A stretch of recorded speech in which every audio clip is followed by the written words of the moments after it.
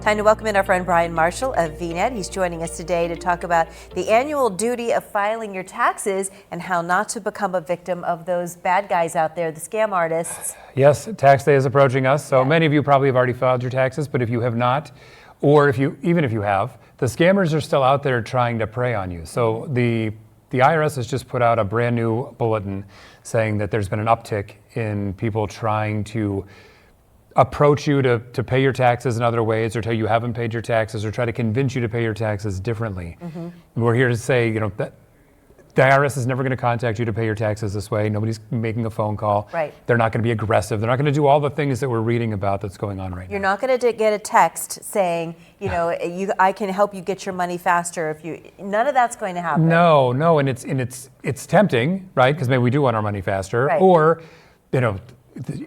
it's often aggressive too. They're sending this text saying we can get you this, and if you respond to that text saying, no, I've already taken care of it, don't worry about it, now it's on. You're on the hook. They're coming after you, trying to sort of, berate you into doing this, and the IRS is saying it's happening to lots of people. And it makes you nervous. Anytime you're dealing with the government, I think it makes people nervous, and they certainly don't want to be in the wrong.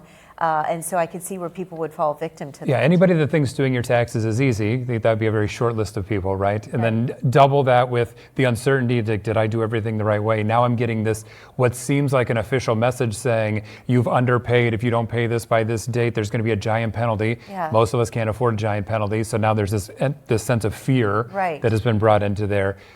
You can always reach out at irs.gov to figure out what's going on. You can report that scammer, but really, it's highly, highly unlikely that they're going to be reaching out to you. Right. And they certainly are never going to text you or send you an email. No, just ignore it. Are you more likely to be prey for this if you do your taxes your own, or if you take it to an agency to do your taxes, or does it not matter? It probably doesn't matter. It matters only in that if you've given it off to somebody else to do it, you might think, oh, maybe they didn't do it, so now I'm worried. Right. Or if you did it yourself, you might think, oh, maybe I didn't do it right. So in either case, it probably doesn't matter whichever way you choose. If I'm the scammer, I'm going to try to rail on the opposite direction of that is, oh, well, your provider never sent in the right information. Right. It's not their fault. If you don't do this today, then I'm going to, we're coming to your house. We're sending the police. I mean, they get really, really aggressive. I know, and it's really hard for some folks to understand that. And again, if you have a tax preparer do your taxes, you could do what we always tell you and just call them and say, hey, I got this text.